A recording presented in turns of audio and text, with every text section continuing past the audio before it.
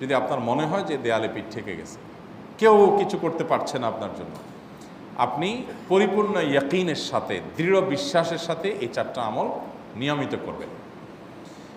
এবং আমি বহু মানুষকে পার্সোনালি এটার পরামর্শ দিয়েছি, ওনারা আমল করেছেন, আমল করে উপকৃত হয়েছেন। এরকম বহু মানুষ আছেন, বৃদ্ধ মানুষ, বাবা ক্যান্সারে আক্রান্ত হয়েছেন অনেক দেরিতে, আল্লাহ তাআলা অলৌকিকভাবে সাহায্য করেছেন।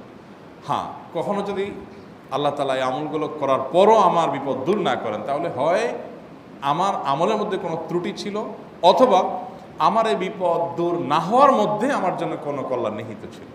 আল্লাহ তাআলা আমার দোয়া কবুল করে যে উপকার হতো তার চাইতে বেটার কিছু হয়তো আমাকে দিবেন, এই ইয়াকিন একজন ইমানদারের থাকবে। সেই 4টা আমলের 1 নম্বর হলো ইস্তেগফারের আমল।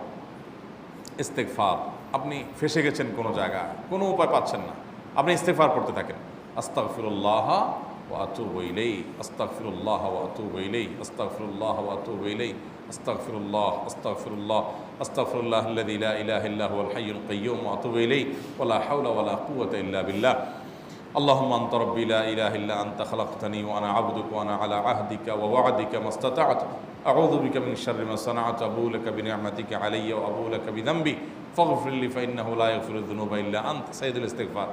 এভাবে যে কোনো ইস্তেগফার করতে থাকেন, আপনি বেশি বেশি করে আল্লাহর কাছে ইস্তেগফার, ক্ষমা প্রার্থনা করতে থাকেন, খুব বেশি।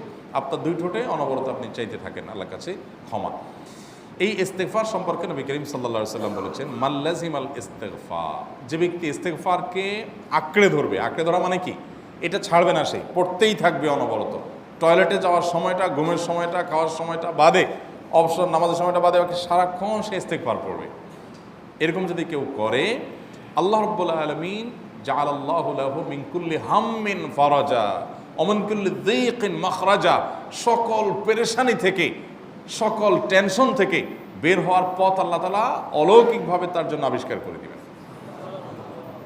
এবং আমি আমার জীবনে যেটা বলেছিলাম, বিস্তারিত বলতে চাই না, এরকম পরিস্থিতি আসছে যে চোখের সামনে কোনো আপাতত রক্ষার কোনো পথ আর খোলা নেই, এমন ভয়াবহ বিপদ।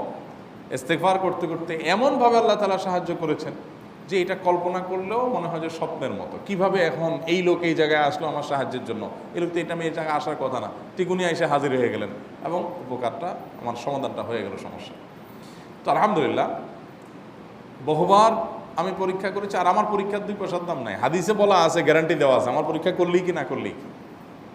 তাহলে একটা আমল হলো কি, ইস্তেগফার। সব সময়ের জন্য এটা কন্টিনিউয়াস করবেন, আর এমনিও অবসর সময় ইস্তেগফার করবেন।